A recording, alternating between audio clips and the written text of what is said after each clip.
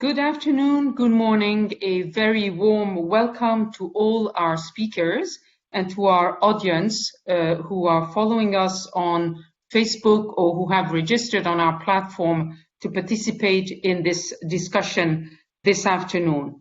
I think it's going to be a very rich discussion as we mark the International Day for the Elimination of Violence against Women.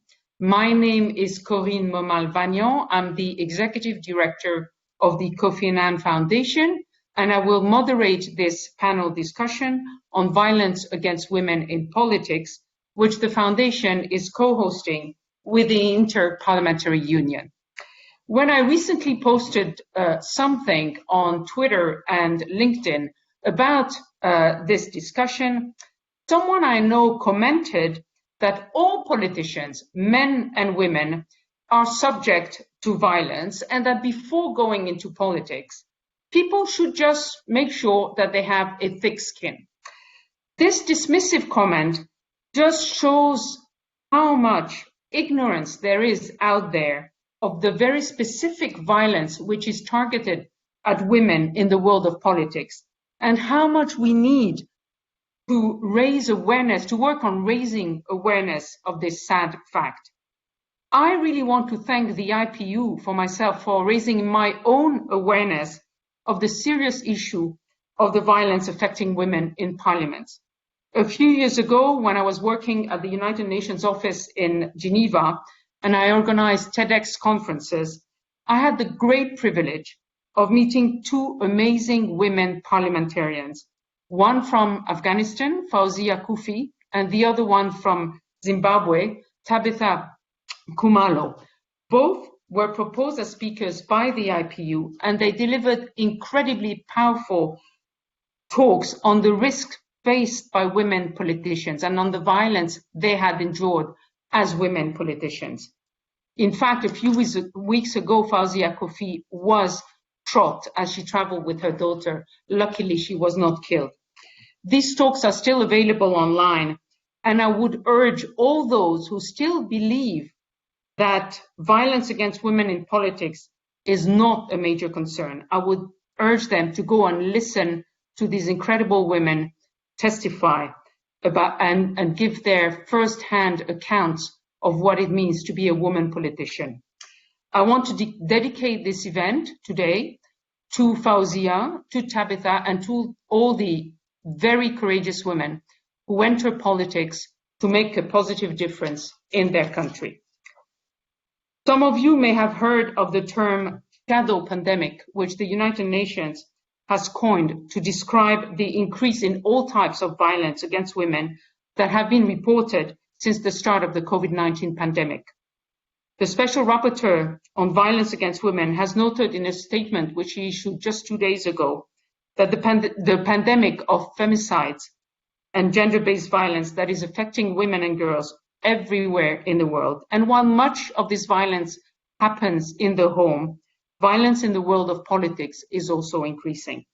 So our event is very timely, and we will hear today some important findings and recommendations from very distinguished panelists.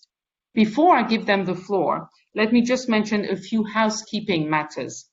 We will be running polls throughout the event to hear from your experience and thinking.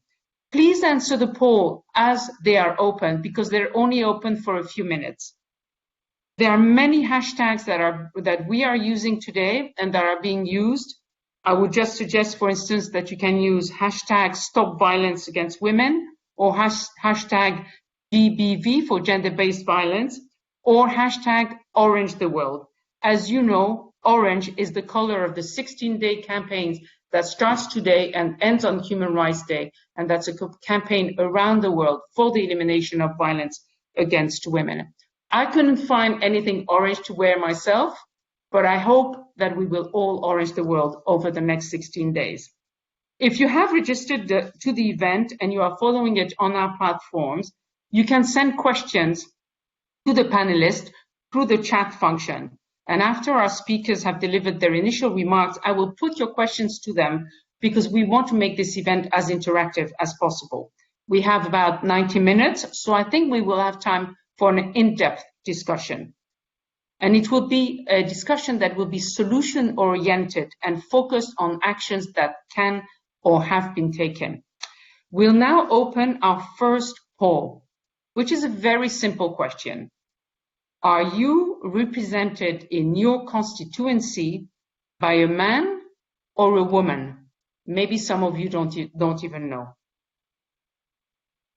But enough from me, and on to our first speaker, Martin Chungong, who is the Secretary General of the Inter-Parliamentary Union and a true gender champion. In fact, Martin chairs the International Gender Champions Network, which is a network of decision makers, men and women, who have committed to breaking down gender barriers.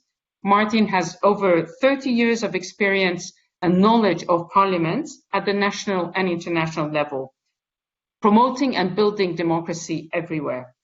He was elected as Secretary General of the IPU in 2014. Prior to the IPU, he worked in the Cameroonian Parliament for 14 years. Mr. Chungong has built an impressive portfolio in the promotion of dialogue and conflict resolution and in the promotion of democracy. He will tell us of the important work done by the IPU to map the issue of violence against women in Parliament, to define its scope and to develop guidelines and other actions to remedy the situation. Martin, you have the floor. Thank you, Corinne, and glad to see you as well as other distinguished speakers on this panel. I am very pleased on behalf of the IPU to be co-hosting this event with the Kofi Annan Foundation on a subject matter that, as you have pointed out, is very topical. Today is International Day for the Elimination of Violence Against Women. And it is just as very important that we rededicate our efforts to fighting this scourge, because it's unacceptable that a part of humanity is subjected to such inhumane degrading treatment. And let's be clear that when we talk about violence, we're not just talking about physical violence, we're talking about psychological violence, hate speech, sexism, sexist comments, all of that. So if we agree that that is the case, then it is unacceptable that part of society, sizable proportion of society, is subjected to this. And as you said, Corinne, behind the COVID pandemic is a shadow pandemic, which is violence against women. And behind this shadow pandemic, there is another shadow pandemic, which is violence against women in politics. I want to make the case for efforts to fight violence against women in politics, not because we think women in politics are a special breed or elite, but the thing is, compare people who are supposed to be there, the privileged in society, being subjected to this type of treatment, and imagine what would happen to the ordinary person in the street. It's even worse.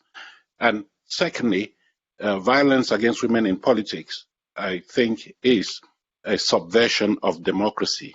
And it is agreed today that democracy cannot be dispensed with. Democracy cannot exist without participation of men and women on an equal footing. If we do agree on that, then we do think that it is important. There is compelling reason for us to fight with utmost vigor the scourge of violence against women in politics. Because let's admit it, it's not just a question of beating up on women. It is to cower them into submission, to dominate them and prevent them from participating in society, in the management of society. And when we look at Parliament, you referred to some work that we have done in the IPU. We have tried to shed light on this with regard to the extent of violence against women in Parliament. And the statistics are appalling. I think they have been distributed in advance of this meeting. I don't want to go into that, but just to give you an idea that 85% of women parliamentarians have reported to have experienced some form of psychological violence. This is unacceptable, not to talk of the physical death threats against women. So if we agree that this phenomenon is widespread and serious, then we have to tackle it in a very robust manner. And I would like to make a case for parliaments coming forward to be at the forefront of efforts to combat violence against women in politics. And for this to happen, parliaments have to preach what they say. Parliaments should lead by example. They should put their house in order. They should make sure that they are gender-sensitive institutions.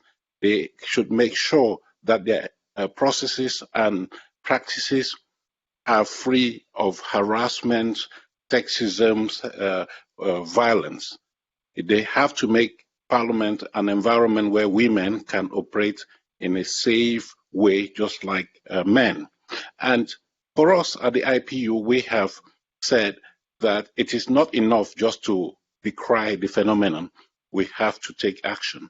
And so that is why we have helped to develop guidelines for how parliaments can deal with the issue of violence against women in politics. First of all, you have to do an assessment, an evaluation of the situation to see where you are in your parliament. You have to do this through surveys. Then you should fashion policies that address sexism, gender-based violence in the parliament. Then you provide for mechanisms of redress, and these mechanisms need to be confidential to make sure that women feel confident enough to entrust their feelings to people who might just be there to invade their privacy.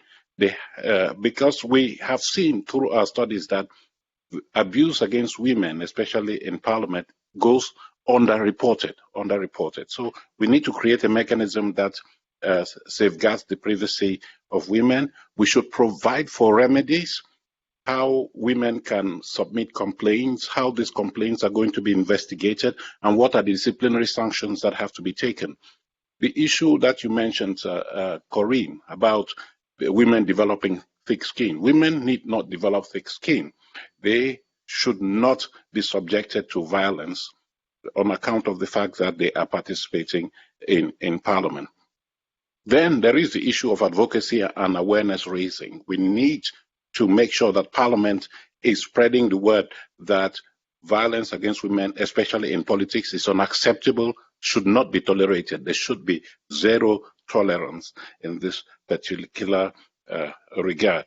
So if I may conclude my presentation here, I think that the international community too has a role to play. You referred to my capacity as chair of the Global Board of the International Gender Champions. I think that this network has the potential to play a strong role in shedding light on the scourge of violence against women and making sure that international organizations are also acting, doing what they preach, that is promoting gender equality, protecting women's rights at all levels, especially at the top level. So I would like to see this happen. Secondly, I think that we should make more robust use of the international human rights mechanisms that are out there, and I'm very pleased we have Hillary here, chair of the CEDAW committee, who will be reporting to us, who will shed light on what CEDAW is doing. We have in the IPU the Committee on the Human Rights of Parliamentarians, and that committee increasingly is looking at the specific treatment that women are receiving on account of participating in a parliament. So I would make a point. The last point is that we should not think that violence against women is an issue to be addressed by women alone. Men and women should be working together, without which no effective action can be taken. So today, International Day of Violence Against Women, I think that it is important that men and women work in partnership to stem this very nefarious trend affecting women. Thank you. Thank you very much, Martin, for giving us a roadmap, really going forward, and for telling us of IP's extensive work in this field. I'm sure that our viewers will have many questions for you. I am told that our second speaker had problems connecting, so I'm not sure whether we should go to Mrs. Bhatia now or directly to Judge Alanis, but I will first introduce Mrs. Anita Bhatia, hoping that she has in fact joined us.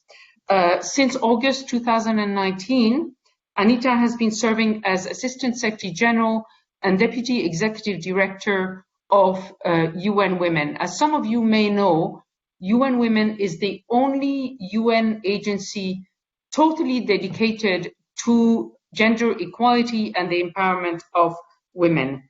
Before joining UN Women, Mrs. Bhatia had a distinguished career with the World Bank and with the International Finance Corporation. Throughout her career, she has developed and expanded innovative partnerships with private and public actors to support action in key areas, including gender equality, financial inclusion, support to women-owned businesses, and other priorities critical for the achievement of the Sustainable Development Goals. So, Mrs. Bhatia, I hope you are with us and that you can now take the floor.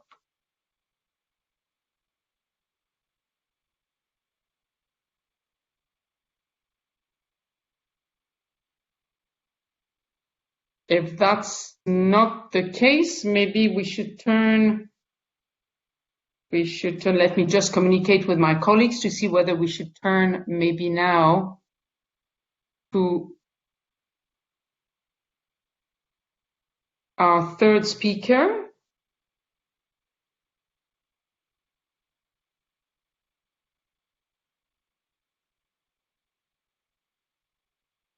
Well, what I could do is already introduce the other speakers.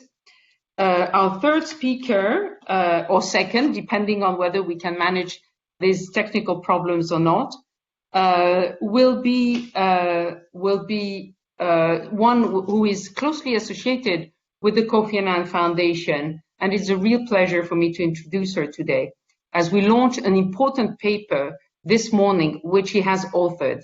Judge Carmen Alanis is a feminist who has dedicated over 30 years of her life to public service in Mexico, specializing in the rule of law, access to justice, and gender equality, among other causes. From 2007 to 2011, Mrs. Alanis was the first woman Chief Justice of the Electoral Court, and until November 2016, was the Justice of the Federal Electoral Court of Mexico. With her dedication to eliminating violence against women, Mrs. Alanis has been involved in many, many commissions, including she has been, for instance, linked to the Belém do Pará Convention on the prevention, punishment, and eradication of violence against women. And in her daily work, she is also a professor at the National University of Mexico Law School. So as I mentioned, she's just completed a new policy paper on eliminating violence against women in politics, which is available since this morning, in English and in Spanish on our website. Judge Alanis will present to us the main findings and recommendations of this important policy paper. Maybe she will also talk to us or respond to questions later about the barriers which she herself faced as the first woman Chief Justice of the Electoral Court in Mexico. So, Judge Alanis, I think the floor is yours, and you can go ahead. Thank you very much, Madame Corinne Momal Banyan, Executive Director of the Kofi Annan Foundation. Good afternoon there, and good morning here in Mexico and in other countries of the American continent. I want to thank the Kofi Annan Foundation and the Inter-Parliamentary Union for organizing this event on the commemoration of the International Day of Eradicating Violence Against Women and Girls. Special gratitude to the Kofi Annan Foundation and to you, Corinne, for your kindness, and because this is the first time that on this day, at this very top, with these very top international representatives, violence against women in politics is under the spotlight. And this phenomenon is of such importance nowadays. So thank you very much for doing this. And of course, it is an honor to share this panel with such authorities and leaders. I also dedicate this moment to the voiceless women that were killed just because of being women and try to participate in politics or in the public sphere. And especially also to Indigenous women. I'm wearing a hand-embroidered blouse from an area in Chiapas, Mexico, a blouse embroidered by Indigenous women in Sinacantan, Chiapas. It's an honor to wear it. Well, I don't have so much time. Let me go through my presentation about the main findings and recommendations of the paper Eliminating Violence Against Women. I just have 4 minutes, so let me share with you a presentation.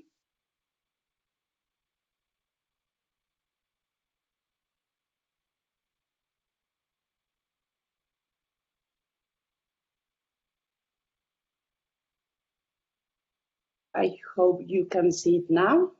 Can you confirm me that, please? Can you see the presentation? Absolutely, we can see it very well. Thank you. Thank you very much. Well, I will go very fast through this presentation. Let me put also the alarm. Okay. I also thank, and this is in remembrance of Mr. Kofi Annan. He insisted on this topic. And I want to quote him: in many countries, women, minorities, and other population segments find their participation in democratic processes hampered. If elections are to be held with integrity, obstacles must be removed. We cannot talk about electoral integrity if there is violence against women. The report, which Madame Corinne Momal just referred to, now it's in at the webpage of the Kofi Annan Foundation. The report aims to raise awareness regarding the serious phenomenon of violence against women in politics, to identify the dynamics and complexities of women's participation in the public sphere, the origins of violence against women and unequal power relations, the legal and regulatory frameworks acknowledging women's political rights, violence against women case law, and some recommendations. We have to ask 3 key questions. Why do women face barriers in exercising their political and electoral rights?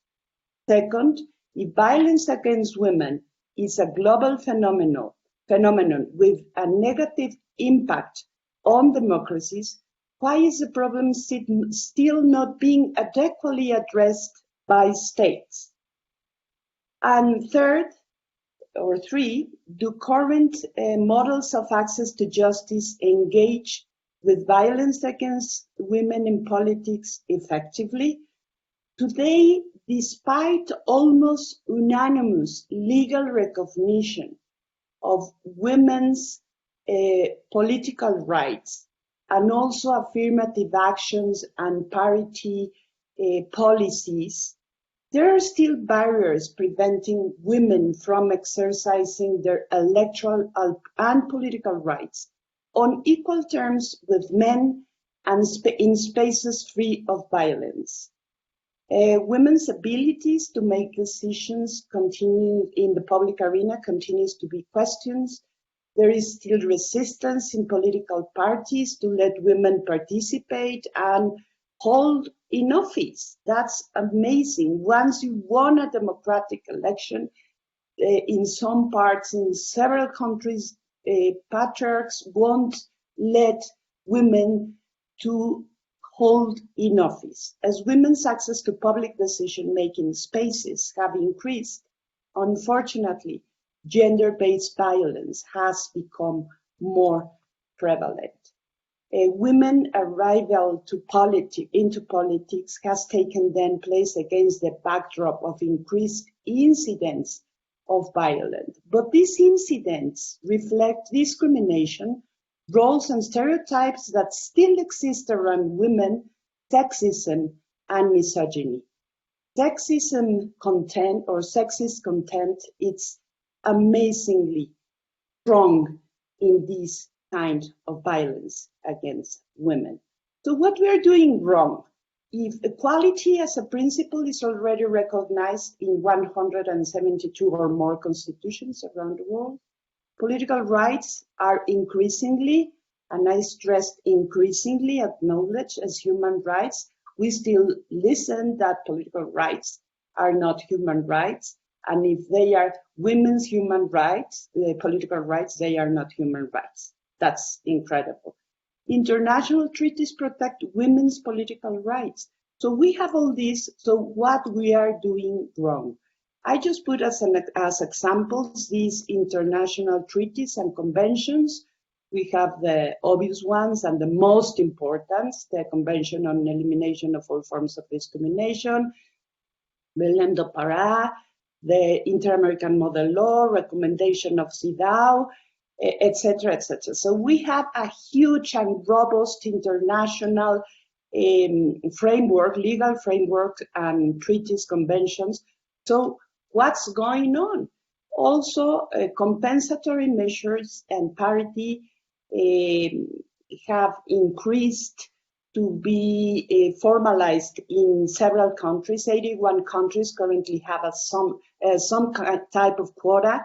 Argentina was the first one, and Rwanda, and parity rule. I won't stop here in these figures. These are IPU figures. So we increased tremendously on women's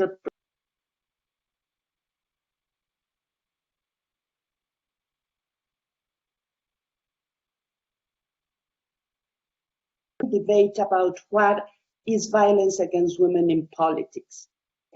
Some academics sustain or think that violence against women should be analyzed as a separate type of violence or simply as subcategory. I think that it should be understood as an independent kind of violence against women. Let me stop here just 1 minute, because the definition or conceptualizations that the UN Special Rapporteur on Violence Against Women in her report on this topic, specifically on this topic, gave to us, it's of main importance. She says that men and women can both experience violence in politics, but violence in politics against women target them because of their gender and gender-based forms, and such as sexist threats or sexual harassment and violence. Their aim is to discourage women from being politically active and exercising their human rights, and to influence, restrict, or prevent political participation of individual women and women as a group. And such violence, including and in and beyond elections, that is very important. It's not only during campaigns, consists of any act of gender-based violence or threat such acts that results in or is likely to result in physical, sexual, psychological harm or suffering, and is directed against a woman in politics because she's a woman or affects women disproportionately. So we need to advance on the standardization of legal definitions of violence against women in politics. There are only 7 countries which approved laws and regulations on violence against women, but only Mexico and Ecuador have regulated, Mexico and Bolivia have regulated formal procedures. So it's not spread, and we have to work on this, formally recognize this kind of violence. So which are the spaces where women mostly are affected through this kind of violence? Political parties, as female delegates inside political parties, as activists, all political women in public spheres as candidates and women elected or appointed women who hold office, and of course, as the Kofi Annan Commission stresses on these new areas to face violence are the social media and new technologies. In the paper also you can find figures of the different ways of women being attacked, also incredible figures from other international and specialized agencies like IFES. There's a special treatment and research on Indigenous women because they face no less of a challenge since in Indigenous regulatory systems, patriarchal structures also prevail, and this has created barriers, especially locally, to women's participation in community assembly. Indigenous and rural women are not only discriminated against on the basis of their sex, but also due to their class, race, and social status. And I'm talking that about women and Indigenous women and rural women who already decided to participate in the public sphere. So the other problem, and I'm about to finish, Madame Corinne Bomal, there are so few documented cases and statistics of political violence. So it is of such importance to have numbers and cases about this. And the final, the finding, the main idea of this paper is I'm proposing to design a comprehensive model of access to justice for women in politics. So we need special legal procedures, and we have a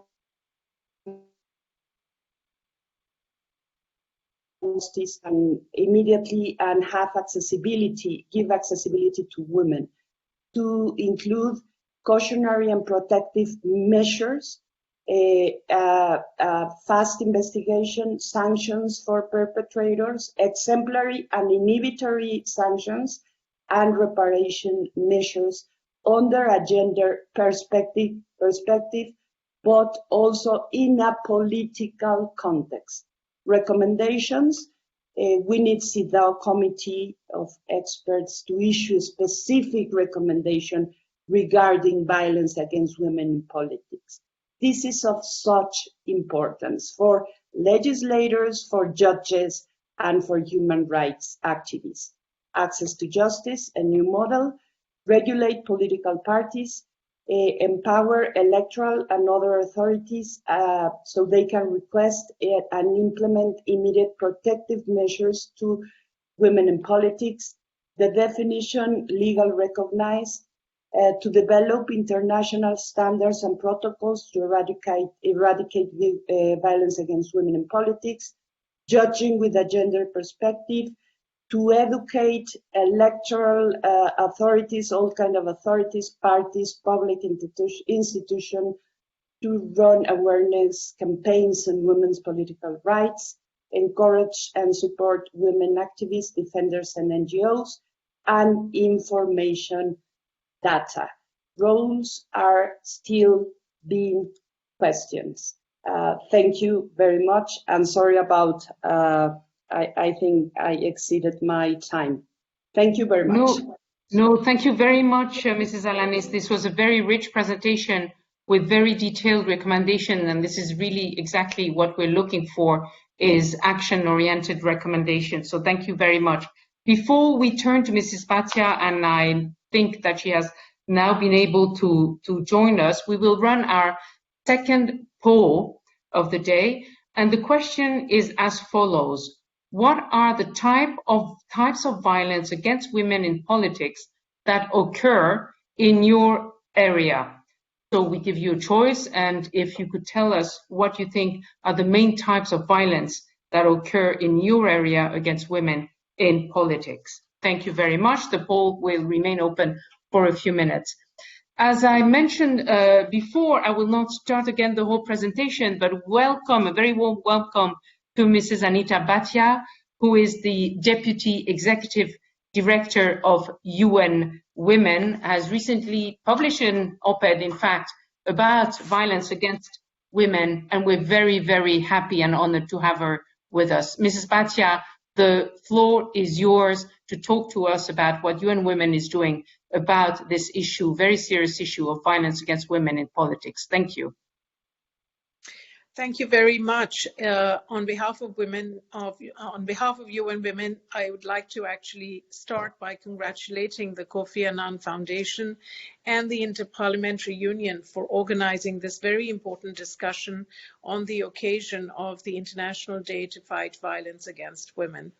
It's really a great pleasure to be with all of you here today and to reflect a little bit on where we are in the world with respect to this all-important issue of eliminating violence against women, particularly violence against women in politics. I have 4 messages for you. The first message has to do with gender parity and the relationship between gender parity and violence against women in politics. Many of you know that only 25% of parliamentarians today are women. And many of you know that less than 10% of the heads of state and the heads of government today are women. What isn't as well known, perhaps, is that if we continue at this current rate, it will be impossible to achieve gender parity in parliaments until 2063, and gender parity at the ministerial level until 2077. That is a very long way away, and the possibility of changing this actually is within our control, and it is something that we must unite around. What's this got to do, you might ask, with violence against women? Violence against women is actually not a once in an event, once in an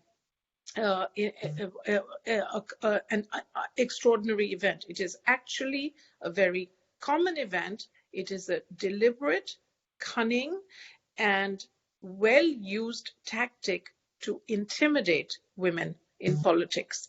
And it starts at the local level. I remember being in a refugee camp in northern Uganda last year. It seems like a century ago, but it was actually only last year. And at the local level, there had been some recent elections, and I was at this refugee camp to award the women who had won leadership positions for their bravery in actually standing for local office. And I will never forget the chilling conversation that I had with one of the refugee women who said to me that the moment that she decided to run for local office in this refugee camp of less than 10,000 people, she was harassed every day. People called her a prostitute. People threatened to rape her. And this was not one man. There were many men who were threatening to do this. So there is something visceral about the fact that a woman decides to run for office and to try to occupy a position of power. And that visceral reaction unleashes very often the use of violence as a weapon to intimidate women. When you put that together with the unconscious bias that many political parties have, where they will prefer to choose male candidates over female candidates, you can understand why it becomes so difficult for most countries to reach gender parity in politics. So that's my first message, and that is that violence against women in political life is actually a deliberate tactic to keep women behind. The second message that I would like to share with you is that we can do something about this by lobbying parliaments to pass more legislation. The speaker before me, and thank you so much for that fantastic presentation. I learned so much from listening to you, Carmen. That presentation outlined some of the countries that have taken measures to address this specific issue of ensuring that there are laws that criminalize violence against women in politics. And Bolivia is actually a standout example, because Bolivia's law has 17 different provisions that identify very clearly what this violence looks like and how you can actually go after it. But unfortunately, there are not that many other countries that have passed legislation which is as detailed and as useful. We have, of course, other countries that have over the last few years begun to criminalize violence, and UN Women works with countries to change norms, to change laws. And we are seeing progress, but we're not seeing progress fast enough. So my second message to all of us is that we know that when parliaments pass the right laws, this can make a big difference in people's lives. We need to push parliaments to do more. The third message I have for you is that this is not just an issue for those of us who speak at these panels, for UN Women, or for just civil society. This is too big a problem to be handled just by government. This needs the voice of government, civil society, the United Nations, but also of the multilateral financial institutions. I make a call to action today, and I ask the World Bank, the IMF, and all financial institutions to step up to the plate and to do their fair share in their policy dialogue with governments to change laws and to ensure that adequate funding flows to the implementation of those laws, norms, and other structures that can prevent violence against women in politics. Funding matters, financing matters, and today, when so many countries are struggling to deal with the economic impacts of the public health crisis, the lending from the international financial institutions is absolutely critical to ensuring that they are able to build back better. Addressing violence against women is actually key to building back better and ensuring that the economic recovery works for all. This is not a household matter. Violence against women is a matter of public policy, which must be addressed through adequate financing, through adequate follow-up, and through adequate policy dialogue between the financial institutions and governments. And my fourth message today is that we actually need to invest in data and reporting, because without adequate comparable data, we will not be able to continue to make the business case for why it is important to address this issue.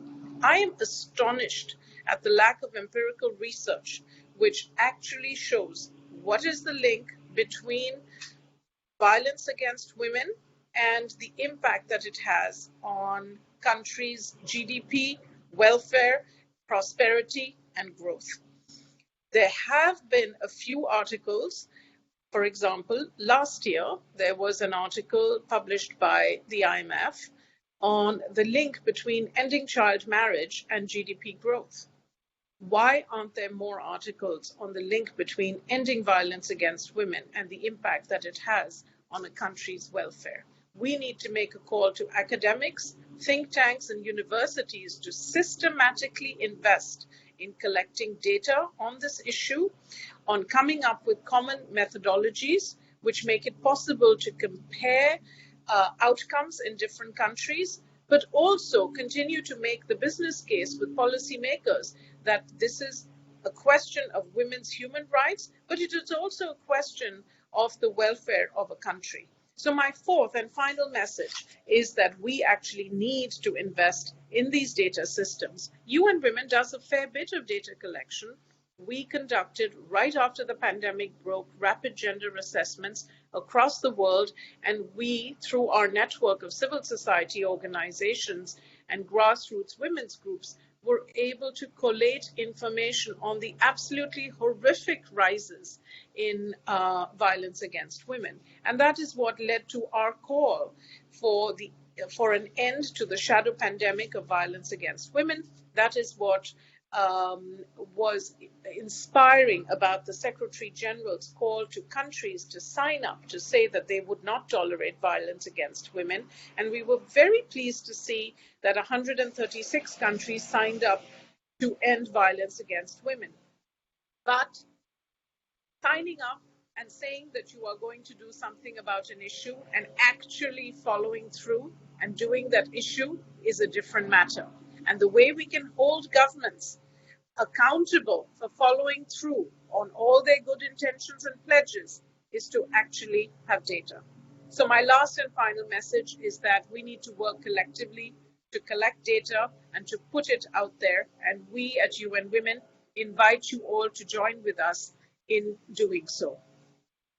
Perhaps I would just conclude on a note of hope. Next year, UN Women will be hosting the Generation Equality Forum. The Generation Equality Forum is a campaign to bring together member states, civil society, think tanks, international organizations to urge urgent action around the issues that we know have not been sufficiently addressed even 25 years after the Beijing platform. Even before the pandemic, we knew that progress on ending the shadow pandemic of violence against women just wasn't big enough. It wasn't substantial enough.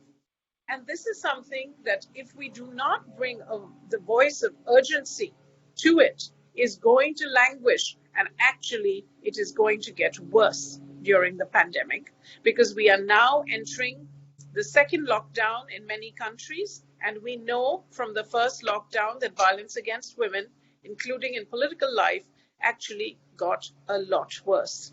So knowing what we know from the first 9 months of the pandemic makes it absolutely critical that as we go into the next pre-vaccine phase of lockdown, that we are actually raising our voices loudly to ensure that we do not see a repeat of the horrors that we saw at the beginning of the pandemic. We believe that Generation Equality provides a platform to make this urgent call for action to governments as well as other partners. And I invite all of you today to join with us at UN Women with the governments of France and Mexico on this platform and to work together to eliminate once and for all this terrible and shameful practice of using violence as a weapon against women. Thank you, and back to you. Thank you. Thank you so much, Mrs. Bhatia, for these very clear messages and for reminding us that violence against women is a matter of public policy, is an urgent matter of public policy, for reminding us that funding matters, that the legislative framework matters, and that data matter. So thank you very much for all this. Thank you also for giving me a little bit of hope.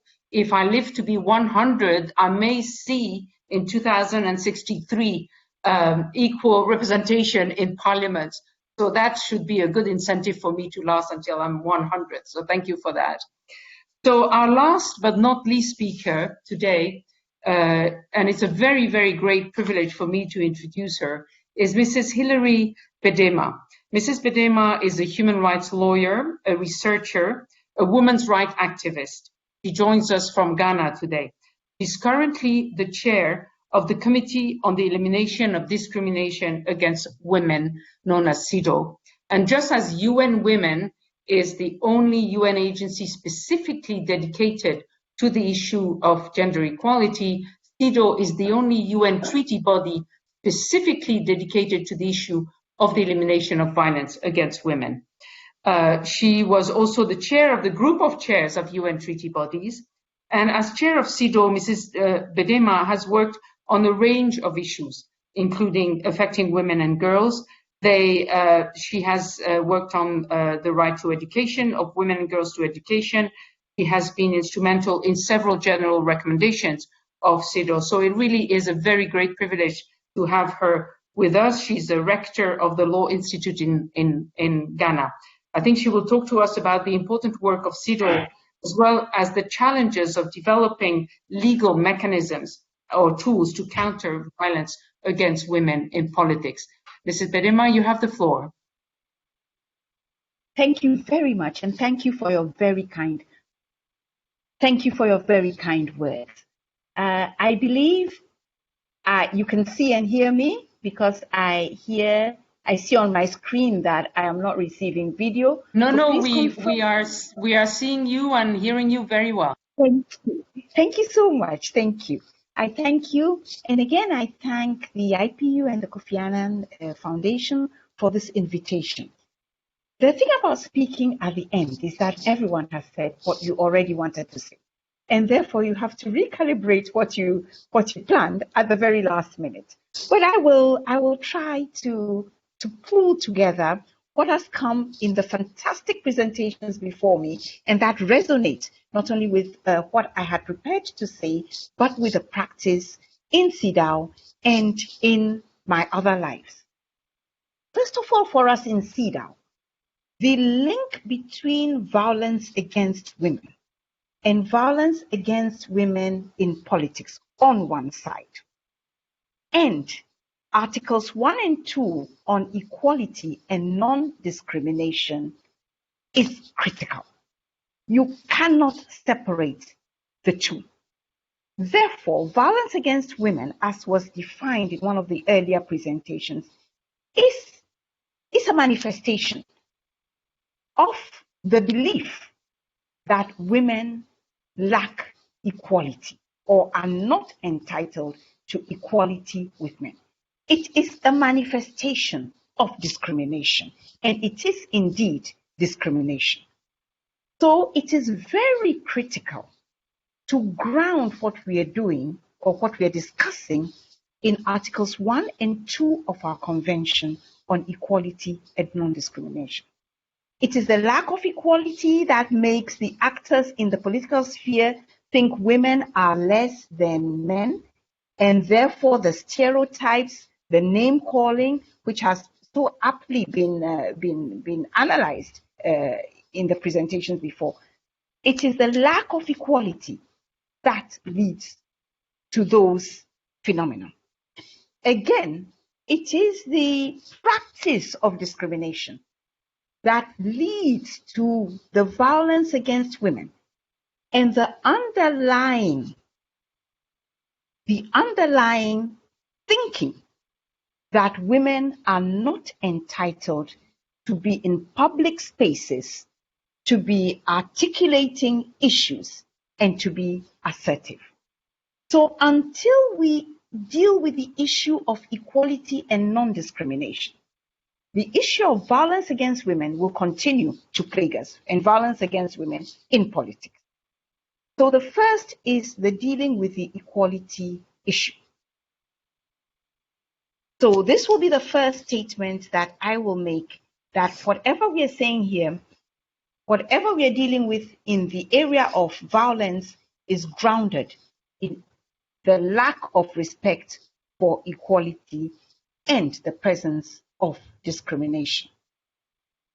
Moving from there, we come to the issue about why is it so difficult to develop legal mechanisms and tools to counter violence against women in politics.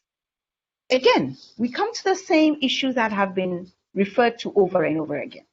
First is the non-recognition, especially in politics, as an issue. It is deemed as coming with the territory. It's a boys will be boys environment.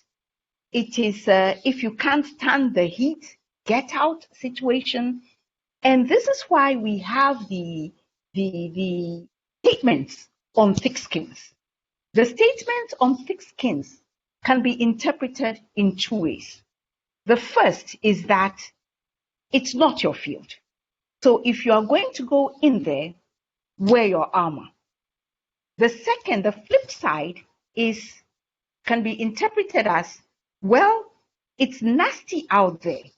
And therefore, when you are being trained to go into politics, you need the training in resilience because even though that is not what should be, that is what is. And if as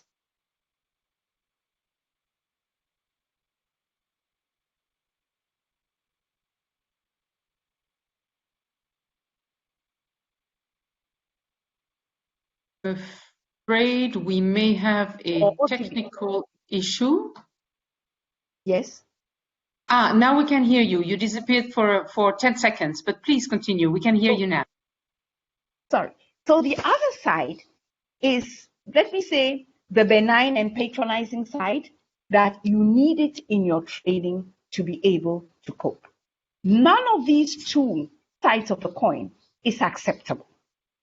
But then for the second part of the coin, the training, I must admit that in training women parliamentarians, I do make a point to ask them that they should not be discouraged if they encounter this phenomenon. It is not an excuse. It is not the norm. It should not be expected. It should not happen. But as it is the reality until we have the laws, and as you said, there are only 19 countries or so that have the laws, until that time, we need to make sure women are prepared. So that is the second point. Now, in addition, there is a dearth of data. It has been spoken to over and over again, and I don't think it will behove me to rehash the points that have been so eloquently made. There is no data. There may not even be the political will to collect the data. There may not even be the confidence that the data that is going to be collected will be well protected, will be secure, and will be private. So until we have the political will to collect the data and to assure that the data collection processes will indeed help women in more societies, especially like the one I come from, I cannot see women actually admitting or speaking up to the fact that this has been experienced if that security, those firewalls, are not in place. So this is the second reason why we have a difficulty in developing the legal mechanisms. Having talked about the legal mechanisms, there must also be the will to pass laws. And a lot of us will see the difficulties that countries, we see it in the committee, have in passing laws that protect women against discrimination, especially beginning from where I began, that it is not even recognized as a problem in this environment. So from there, you go to the passage of the laws. And then from there, you go to the implementation of the laws. And this has been, again, spoken to so richly that I will not bear repeating what the laws should contain. But the access to justice issues should also deal with valuing women's testimony, valuing what women say as real and lived experiences detrimental to their lives. And I will rope it in with the last presentation, detrimental not only to their lives, but by implication to the lives of the communities in which they live, the cost of violence to economies, including economic violence.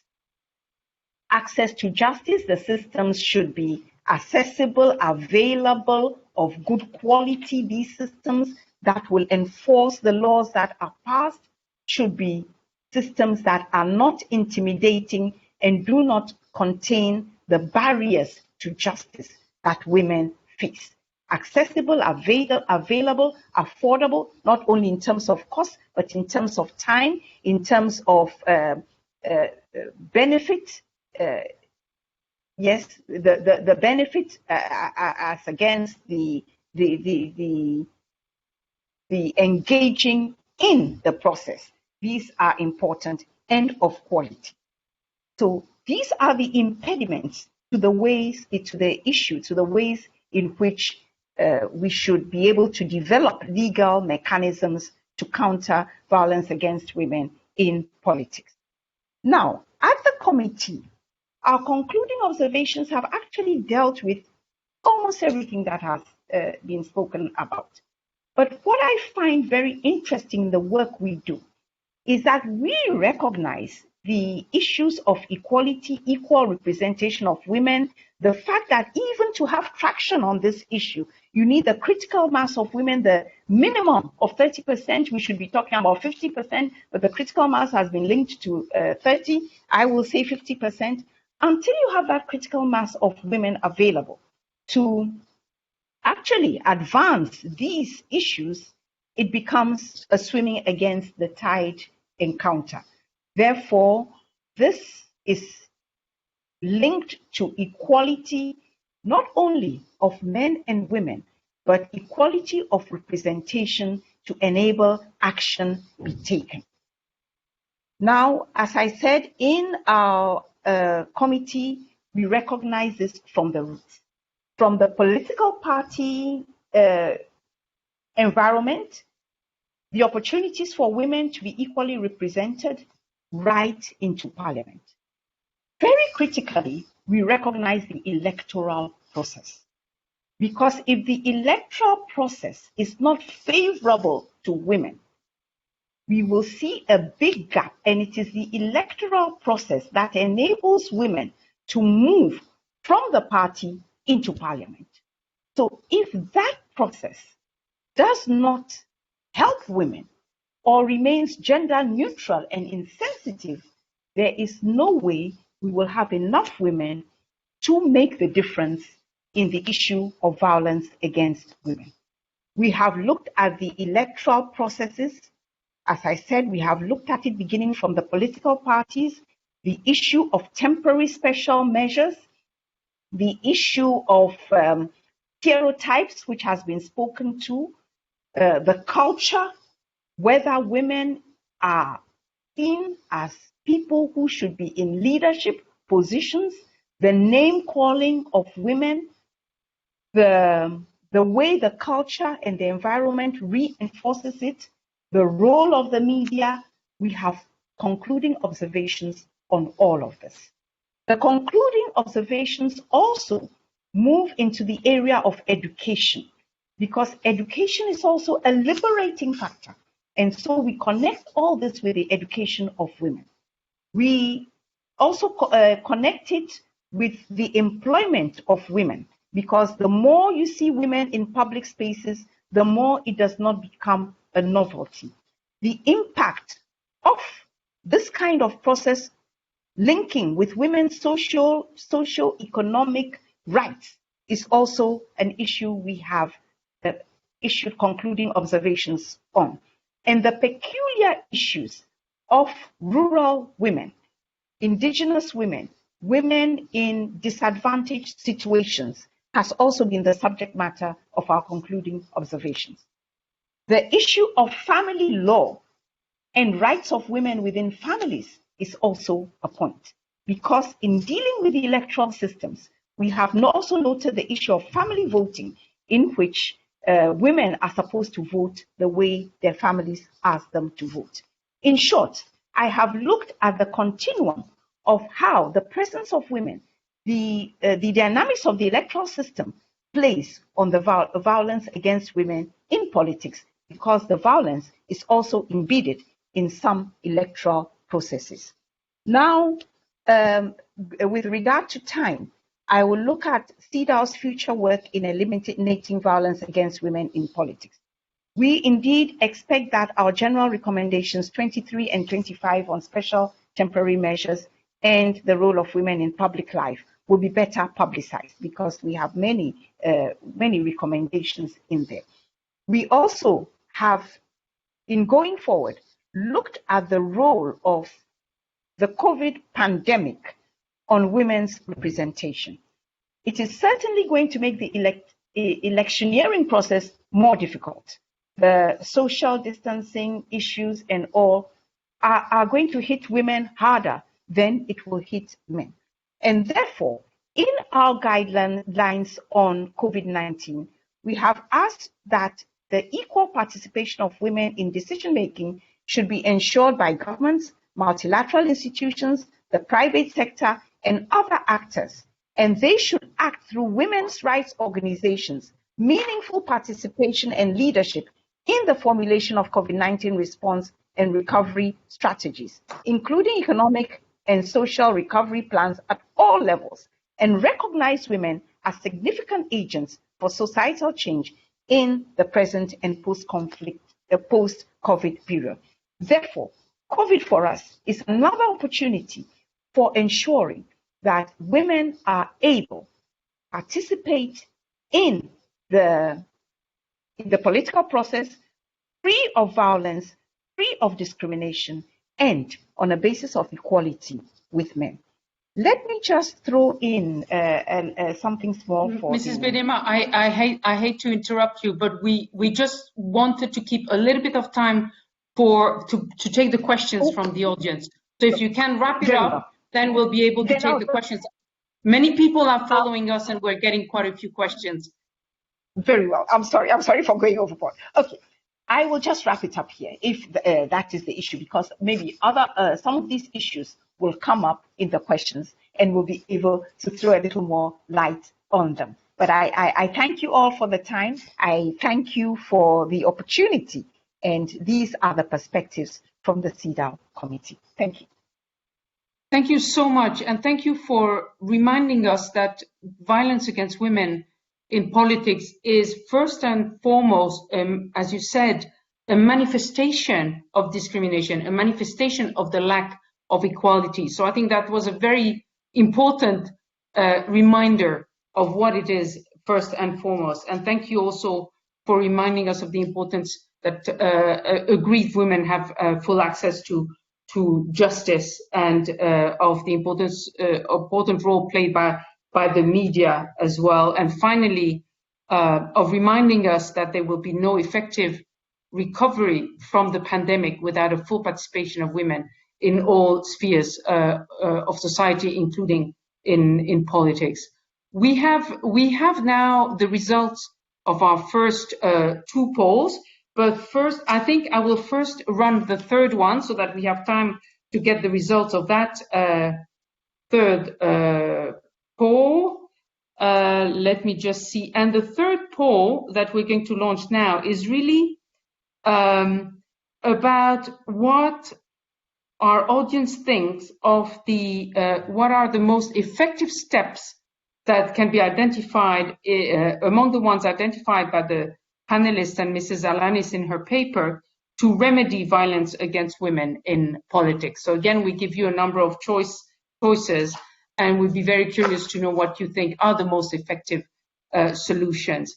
The results are in of the first two polls, and it's very interesting to me that in the first poll where we asked the audience whether they were represented by female politicians in their constituencies, close to 50%, 46% of our audience said yes. So unless everyone in our audience is from Rwanda or Sweden or one of those few countries where there is a balanced representation in parliament, I think is just an indication that having women representing you in parliament actually raises your awareness of and your interest in the issue of violence of women in politics. The second poll that we ran was about how does violence against women manifest itself mostly. And it's really very, very interesting to me that 56% of you said that violence in your area against women in politics happens mostly through online hate speech or intimidation. And in fact, many of the questions that have come in relate to this new, not so new, but relatively new phenomenon of online hate speech and online attacks and violence against women through various platforms. So one of the first questions that we have received is in fact addressed to, is on this and addressed to Martin.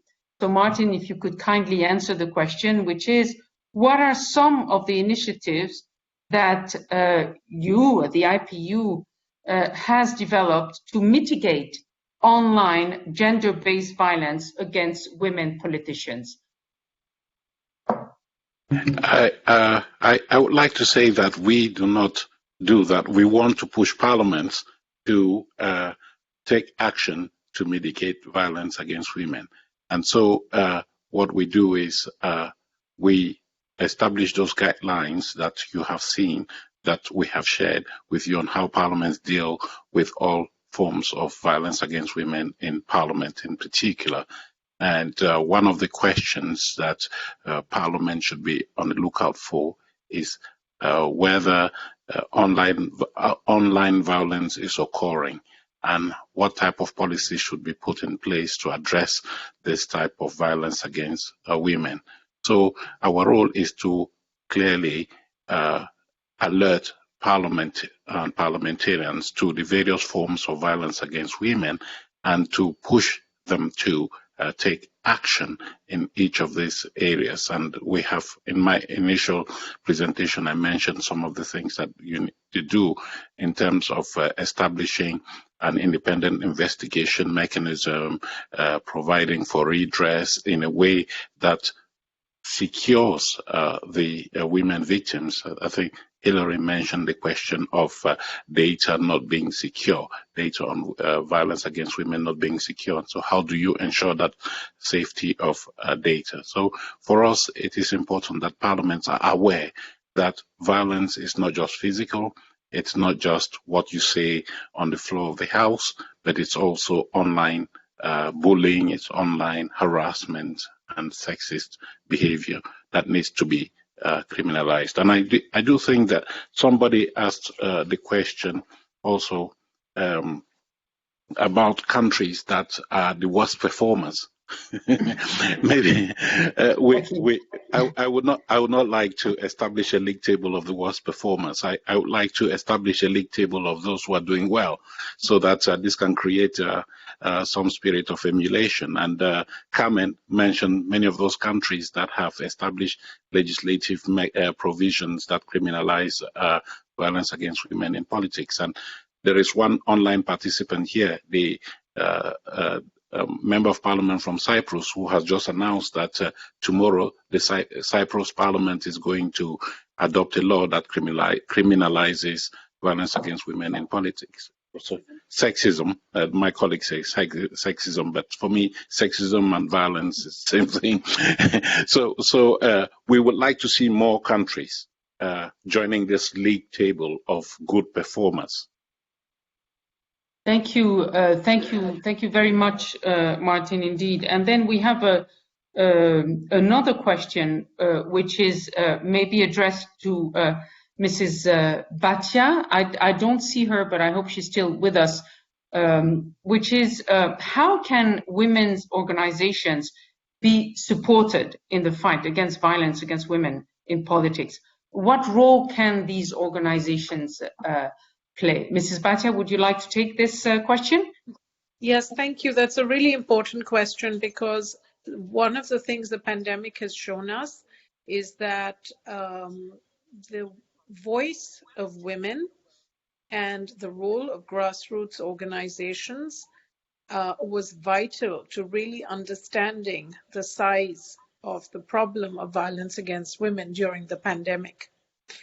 I firmly believe that we need to invest more in the capacity of women's rights organizations. And the way we can do this is we can encourage philanthropy, we can encourage governments, and we can encourage business to ensure that they are thinking of women's rights organizations and civil society organizations as key partners and solution providers. Very often, civil society is viewed as just the voice or an accountability mechanism, but they actually understand the issues in a way that government never can, because they do not have the connections that civil society does. But the way we can strengthen them is that all of us have access to donors, and we should encourage our donors to fund them.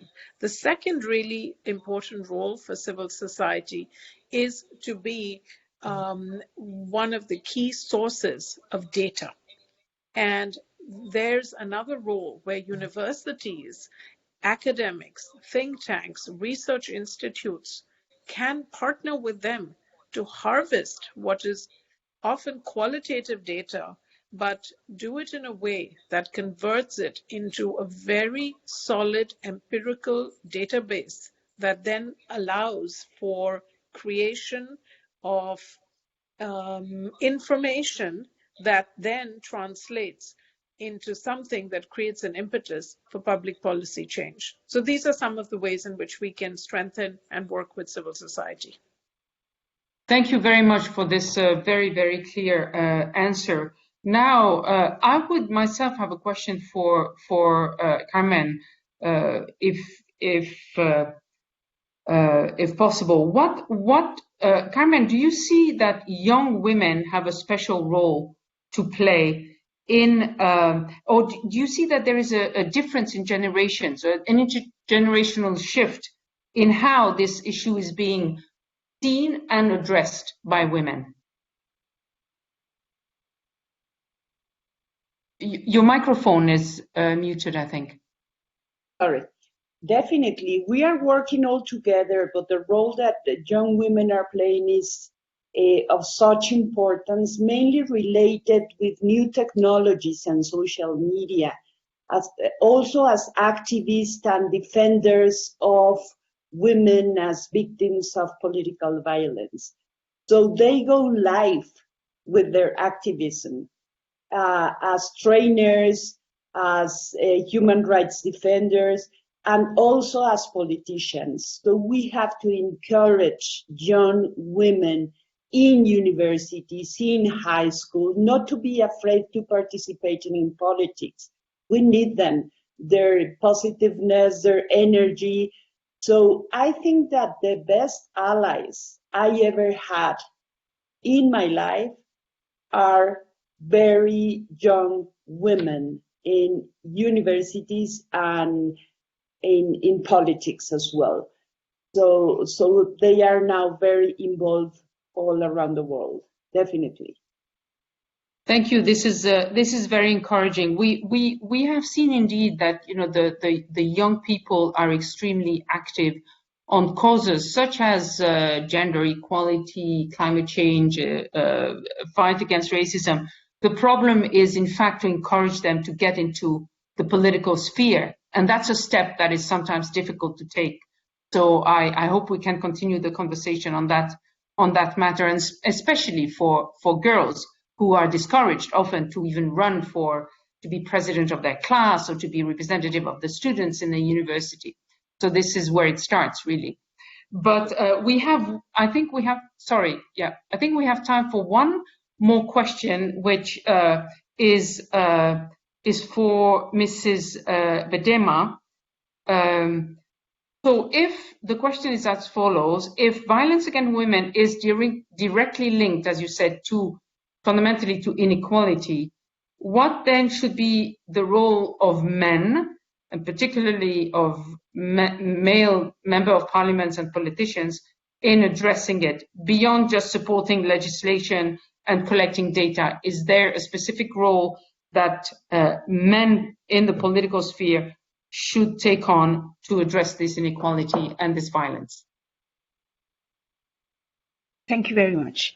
Thank you. I think that to begin with, there must be robust sensitization. The stereotype that this is usual is the first that must be dismantled. It must come along with the qualifications or the orientation as members are entering parliament. This must be an integral part of the process. That these actions, as we have articulated them here, have no place in parliament and in the wider society. Secondly, education, because I think the question is, how do we involve men? We must actually be beginning long before men and women enter parliament. This must be part of our educational process. The educational training and delivery system should be such as to deliver equality. We must also identify those who set good examples and hold them out and celebrate them, men and women, particularly men. There was something about, I think I read in about the standing orders.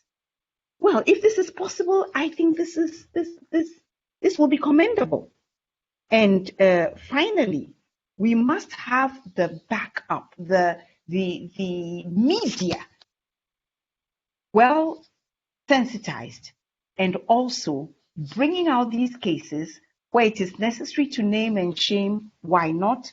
Where it is necessary to inform and educate, even better. Thank you.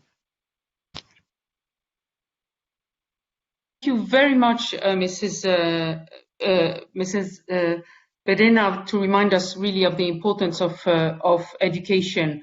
I think by now we should have the result of our third poll, I hope anyway, where we asked everyone to tell us what would be the most effective remedies among the ones we have listed, again, to solve this scourge of violence against women in politics. If we don't, I'm waiting. Yes, I just received it. So the top one and I think it makes a lot of sense. The top one is legislative action to formally recognize violence against women in politics. So that comes as number one among our viewers. The second one is increased efforts by political parties to develop internal mechanisms to eliminate violence against women. So the role of political parties as well is being really stressed by our colleagues, by our listeners. And the third one is designing a comprehensive model of access to justice, which is what Mrs. Bedena was saying as well, and Martin was referring to that also at the start. So these three, of course, all the recommendations are important and should be applied. In fact, this is not a choice among them that we are advocating. All the recommendations that we've put forward, that Mrs. Alanis has put forward in the paper, it's not a menu, it's a whole action plan of things that should be done. So I really want to thank you all for a very, very rich conversation. I want to just add something a little bit personal to this conversation, because I'm just told that among the comments that we've received is one from a senior official, a woman in the UN system that I've greatly admired for a very, very long time, Soraya Obeid, and I'm told that she's listening into our conversation. She was one of the women that I really looked up to when I started my career. She was taking care of gender equality in the Regional Commission in Western Asia, and I'm really thrilled that she's among us today. It means a lot to me that she's listening on. Let me see now. Yes, this is. I think, unfortunately, that we've run out of time for all the other questions that have come in. But I want to thank all our listeners for tuning in. Of course, our very, very experienced and knowledgeable panelists that have given us such rich material to work with over the next few months and the next few years. I want to remind everybody that today is just the start of the 16 days of action, that we must go out and act not only for 16 days, but at least for 16 years and probably much longer, to redress the issue of violence against women, and especially in the field of politics.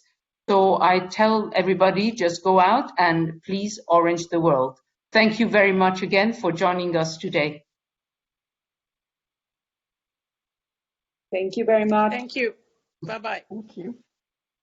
Thank you.